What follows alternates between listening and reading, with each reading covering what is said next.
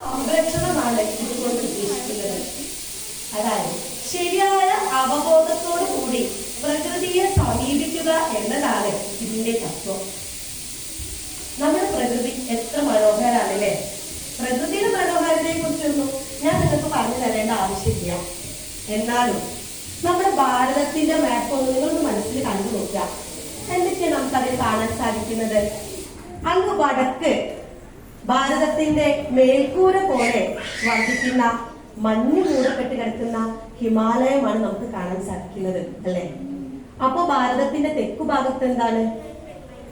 3 സമുദ്രങ്ങളാൽ ചുറ്റപ്പെട്ട് കിടക്കുന്ന സമുദ്ര തീര പ്രദേശങ്ങളാണ്, അല്ലെ?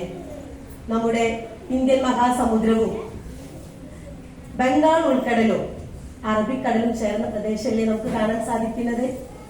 അപ്പൊ ഭാരതത്തിന്റെ പടിഞ്ഞാറ് ഭാഗത്ത് എന്താണ്? ഒരിറ്റ് വെള്ളം പോലും കിട്ടാത്ത വരണ്ട കാലാവസ്ഥയുള്ള മരുഭൂമി പ്രദേശമാണ്. അപ്പോ ഭാരതത്തിന്റെ കിഴക്കു ഭാഗത്ത് എന്താണ്? ഇടതൂർന്ന് വളരുന്ന മലയോര പ്രദേശങ്ങളാണ്.